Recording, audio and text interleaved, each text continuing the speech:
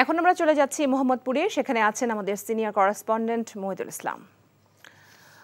মহিদুল, মোহাম্মদপুরের শিয়া মসজিদে তাজিয়া মিছিলের এই মুহূর্তের পরিস্থিতি আপনি কেমন দেখতে পাচ্ছেন?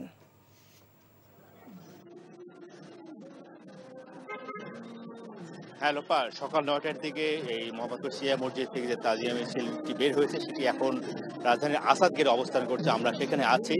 তো এই তাজিয়া মিছিলের ব্যাকগ্রাউন্ড বলতে গেলে আমরা জানি যে যতটুকু যে ইসলাম ধর্মের অনুসারীরা ইসলাম ধর্ম মতে যে ৬১ হিজরিতে, আরবি ৬১ হিজরিতে হযরত মুহাম্মদ সাল্লাল্লাহু আলাইহি সাল্লামের দৌহিত্র ইমাম হোসেন রাদিয়াল্লাহু তাআলা আনহু তিনি বর্তমানে ইরাকের কারবালা প্রান্তে তিনি ইয়াজিদ বাহিনীর হাতে নির্মমভাবে হত্যার শিকার হয়েছিলেন সপরিবার এবং তার সৈন্যদের নিয়ে। এখন জন্ম সনদ দিয়ে খোলো বিকাশ স্টুডেন্ট অ্যাকাউন্ট, নিজের বিকাশ নিজে কর।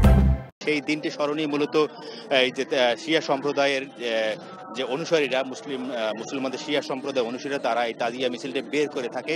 তো আমরা দেখতে পাচ্ছি যে খালি পায়ে বুক চাপড়ে সেই মিছিলে অংশ নিয়েছে এখানে অনেক হাজারো মানুষ, এবং এখানে শুধু নারী পুরুষ সবাই অংশ নিয়েছে। এবং শুধু এই তাজিয়া মিছিলটি এখন আসাদ গেটে আছে এবং এটি শেষ হবে মূলত প্রধানমন্ত্রীর কার্যালয়, তার পিছনে যে ইমাম বড়া আছে তেজগাঁওয়ের এলেন বাড়িতে, সেখানে গিয়ে শেষ হবে।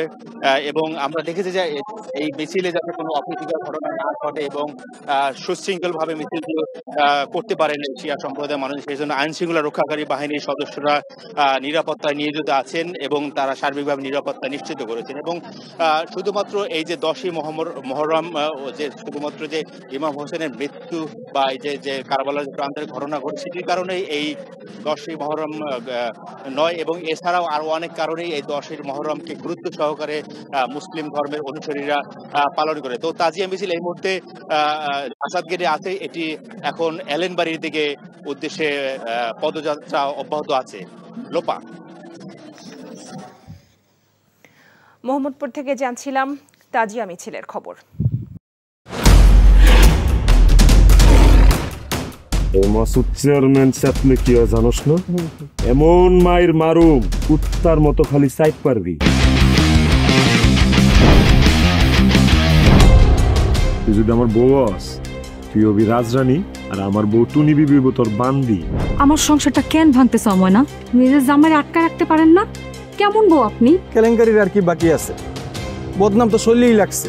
আপনার প্রথম বউ কি আত্মহত্যা করছিল নাকি আপনি মারছেন?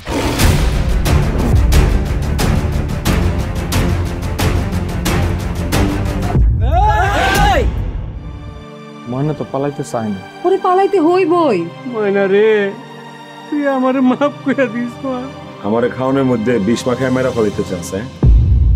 মাইরা একেবারে আম গাছের লগে ঝুলাই দিবেন যেমনি আপনার বড় বড় মাইরা ঝুলাইছিলেন।